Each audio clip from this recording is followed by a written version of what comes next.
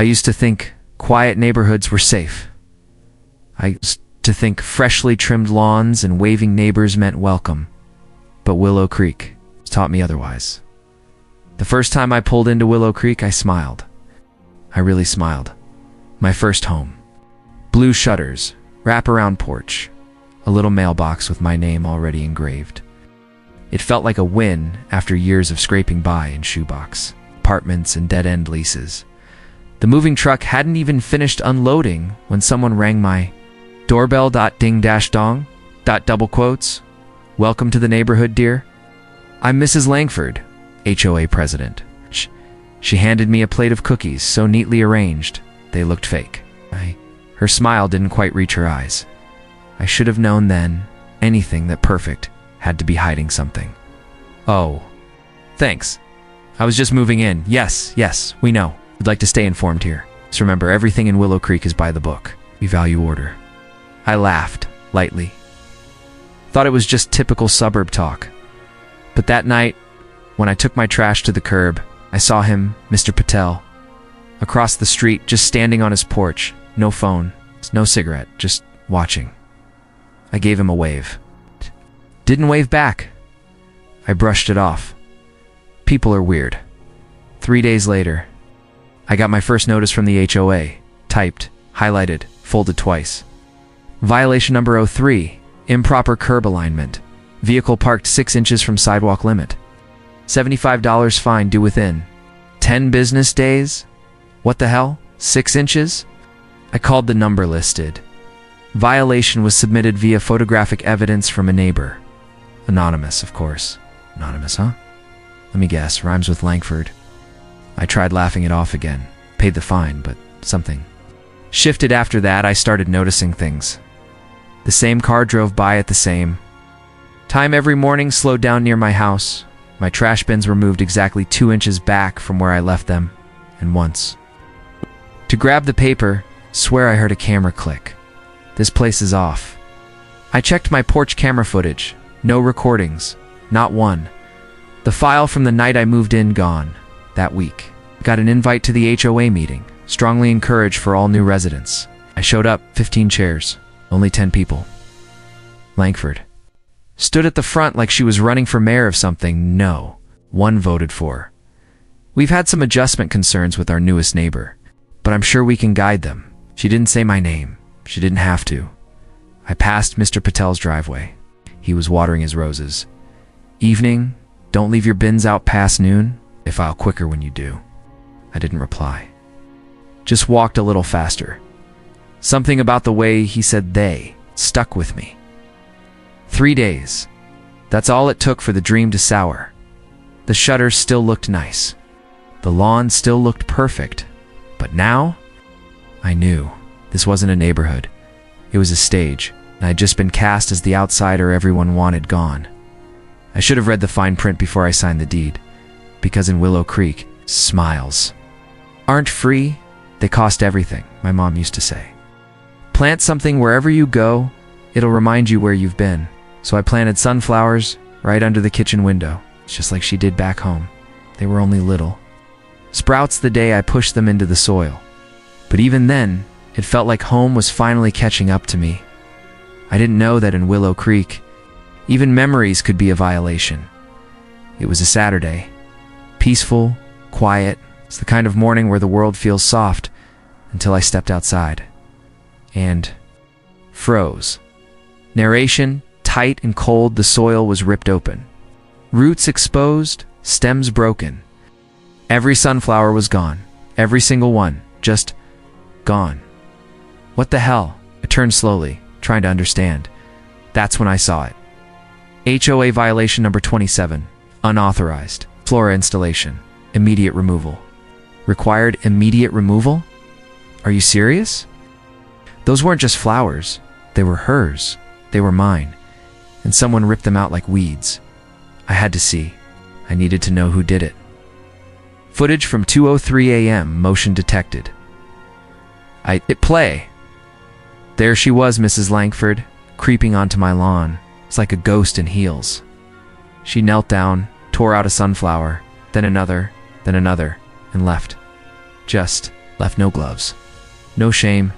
You petty smug. I grabbed my phone. Dialed the number from the violation notice.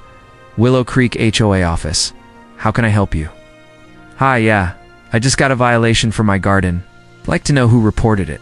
Reports are submitted anonymously by members of the community. We don't release names. Yeah, but if I sent you footage of someone trespassing and ripping up my garden at 2 in the morning would, that'd be a violation too? Or just good community service? She hung up on me. They didn't care. They never did. Langford walked by. Same pressed slacks. Same plastic smile. Evening. Enjoy late night gardening, Mrs. Langford? Excuse me? I saw you. My ring cam caught it. You know that's trespassing, right? Oh dear. Was simply ensuring compliance? Wouldn't want the board thinking you're one of those rule benders? She said it like she was helping. Like she'd done me a favor. She didn't just pull out flowers. She pulled up a piece of my mother and smiled while doing it. No. Neighbors asked what happened. No one offered to help replant. They just walked by, pretending not to notice, but I noticed everything. In Willow Creek, kindness is cosmetic. In memories, is there a threat? But I'd remember this.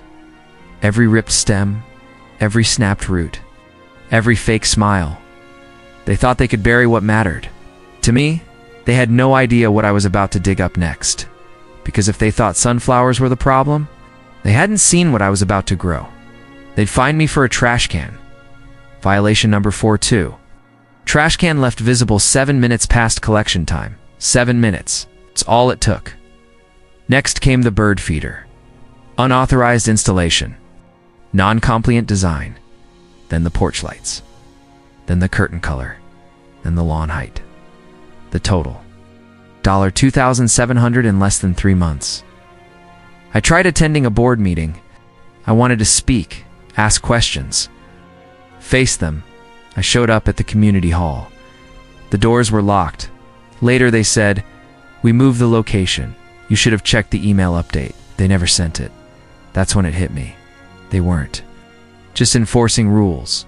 They were creating them, shaping them, aimed at me. So I would fail. So I would fall in line or break trying. And I wasn't the only one. Ela, my teen neighbor, muttered one night, "They did this to my aunt. She moved out, crying." Then he walked off. No one else said a thing. Not Officer Delaney, who'd driven by twice that week. Not the board. Not a single neighbor. They all saw it happening and stayed silent. Because here, silence was survival, and I was already too loud. Toby barked at everyone, but that day he barked at Langford, through the fence, loud, sharp. She didn't like it that night. He got out. I never leave the gate open. Not once. I searched the whole street, calling his name, whistling. Then I saw it, at the end of the road. His body hit, twisted, lifeless. Toby was gone. No note. No one came forward. I checked the HOA security footage, they told me. The cameras didn't record that section that night. Convenient at the next board meeting. Langford sat across from me. She smirked, like it was funny, like it meant nothing. That was the last time I stayed silent. They took something I loved. Now I was going to make sure they heard me. It started with drones. Small, silent, hovering outside my bedroom window. Then came the flashlights. Midnight, aiming right through my blinds. Then, the note slipped under my door. "We know what you did." No name, no return address, just that line. Next day, they posted a notice, right?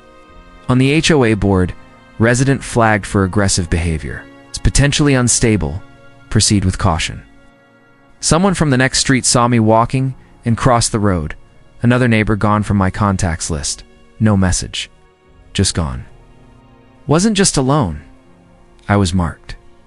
Except Eli. He passed me on the sidewalk and whispered, "They did it to my aunt too." I stopped. "She moved out crying," he said. Then he walked off. Everyone else, they turned their backs. And now I knew why. They messed up. They thought I wasn't watching, so I made sure someone was. I installed hidden cameras. Small, silent, facing every angle they thought was safe. It didn't take long. Langford caught trespassing. Was pulling up my flowers with her bare hands. Mr. Patel, keying the side of my car. In daylight, I didn't yell. I didn't complain. I compiled everything and posted it first to Nextdoor, then to Reddit. Then my friend from college, she works in media, posted it on Twitter. She titled it, HOA Gone Mad, Proof of Abuse in Suburbia. By morning, it had 2 million views. People weren't just watching anymore. They were listening. They said the footage was doctored, that it was fake, manipulated. But the local news didn't think so. Neither did Officer Delaney. He called me personally. We've received complaints about the HOA board, said. Then Langford showed up. She knocked on my door, hand shaking, face pale. We just want peace, she said through the door. I didn't answer. I didn't need to, because the next knock wasn't mine. It was for her.